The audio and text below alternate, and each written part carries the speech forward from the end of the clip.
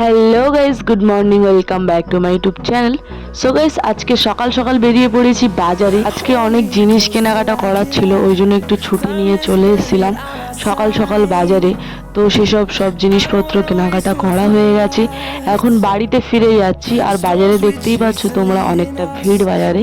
বাড়িতে গিয়েও আজকে অনেক কাজ আছে, আমার গাড়িটা পরিষ্কার করবো। আজকে অনেক দিন গাড়িটা পরিষ্কার করা হয় না। আর দেখো, বাড়িতে এসে গাড়িটা আমি পরিষ্কার করতে বেরিয়েও পড়েছি। একটা বালতি, মগ আর যা যা লাগবে, তো শ্যাম্পু। তারপরে আজকে একটা নতুন জিনিস দেখাবো, যেটা আগে আমি কখনো দেখিনি, তোমরা হয়তো দেখেছো। তো সেটা দিয়ে আজকে গাড়ি পরিষ্কার করাবো। একটা স্প্রে কিনেছি আর একটা স্ক্রাবার কিনেছি। ওই স্ক্রাবারটা খুব সুন্দর, আজকে স্ক্রাবারটা দিয়ে পরিষ্কার করব। তো গাড়িটা প্রথমে আমি একটু জল দিয়ে ভালো করে মুছে নিচ্ছিলাম, তারপরে স্ক্রাব করবো বলে ভাবছিলাম। তো ওদেরকে আবার বলছিলাম, দেখ আমার মাথার ভিডিও বেশি নিস না, কারণ আমার মাথার চুলের প্রবলেম। তো ওই জন্য ওদের সাথে একটু মজা করছিলাম যে আমার টাকের ভিডিও একদম নিবি না তোরা। আর যেখানেই যাই আমার বাচ্চা কাচ্চাদের সাথে একটু বেশি বন্ধুত্ব হয়ে যায়। তোমরা আগেও আমার ভিডিওতে দেখেছিলে যে আমি বাড়িতে যখন থাকতাম তখন আমাদের পাড়ার বাচ্চাদের নিয়ে বেশি ভিডিও করতে আমি একটু ভালোবাসতাম। তো এখানেও সেম, এখানে কিন্তু একটা বাচ্চাই আমার ক্যামেরা ধরে দিচ্ছে।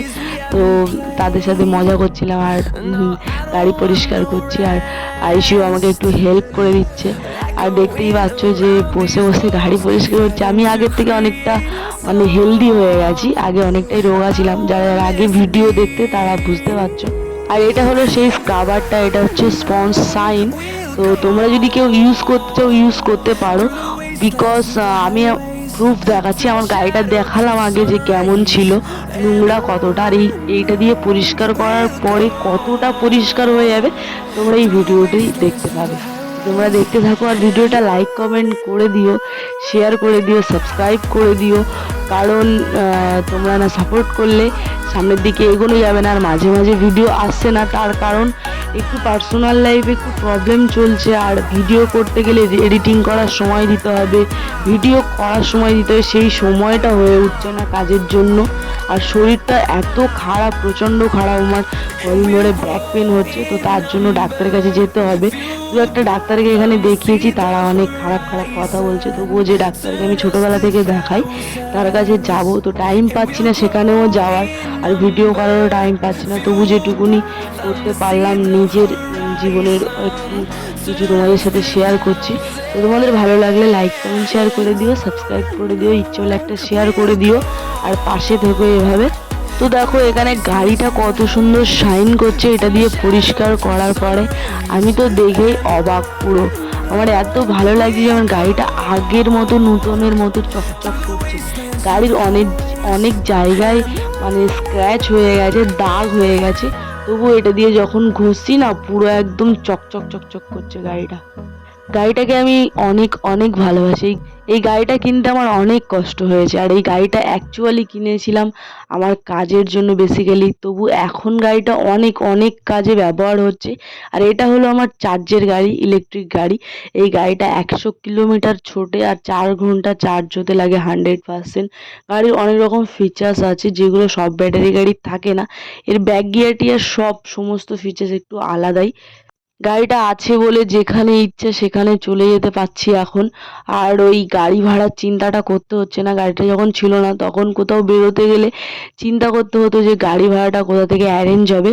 বাট এটা চার্জ দিলেই চলে যায়, আর বেশি ইলেকট্রিক বিল ওঠে না গাড়িটাতে। আর দেখো, ঘুম থেকে তারপরে গাড়ি টাড়ি পরিষ্কার করার পরে, ঘুম থেকে ওঠার পরে একটু মিষ্টি খেতে ইচ্ছা করছিল বলে সোজা আমি মিষ্টি দোকানে গিয়ে এই 4টে দানাদার কিনে এনেছিলাম, আর 2টো ল্যাংচা, 2টো সিঙ্গাড়া কিনে এনেছিলাম।